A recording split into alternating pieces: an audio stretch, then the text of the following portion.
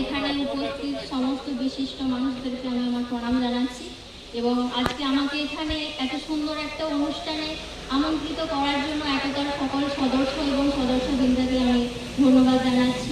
আজকে একটা বিশেষ দিন, এটা সারা বাংলাদেশের কাছে, সারা ভারতবর্ষের কাছে একটা বিশেষ দিন, সব ভাই বোনেদের কাছে।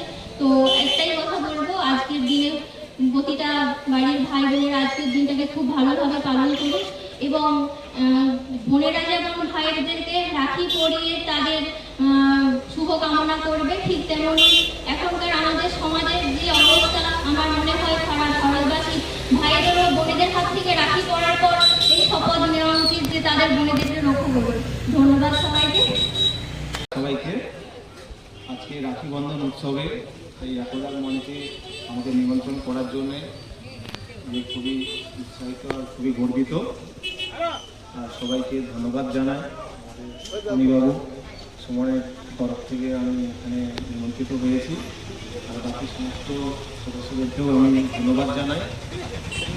বিশেষ কিছু বলার মতো আমার পরিস্থিতি নেই, তো এটাই বলছি, সবাইকে ভালো থাকুন, সুস্থ থাকুন, রাখি বন্ধন উৎসব সবাই পালন করুন।